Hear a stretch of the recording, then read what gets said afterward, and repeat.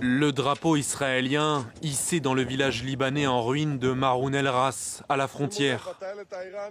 La scène a été diffusée sur les réseaux sociaux par l'armée israélienne et pose question: jusqu'où le gouvernement de Benyamin Netanyahou compte-t-il aller au Liban, quelques jours seulement après avoir promis des incursions localisées et limitées. Ce mardi, le Premier ministre israélien a directement menacé son voisin en s'adressant à la population libanaise.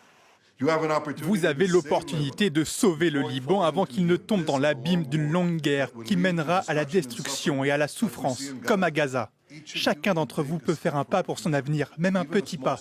Se soulever contre le Hezbollah ou en subir les conséquences dans la guerre, voilà l'impossible ultimatum imposé par Benyamin Netanyahou à la population libanaise. Il n'y a pas de force libanaise aujourd'hui capable de se soulever contre le Hezbollah. Au fond, la stratégie israélienne, in fine, va conduire à monter les Libanais les uns contre les autres. Et à ce moment-là, la partie israélienne pourra enfoncer le front au sud et pénétrer pour réussir cette fameuse offensive terrestre. De quoi ranimer le traumatisme des incursions israéliennes au sud du Liban en 1978, puis en 1982.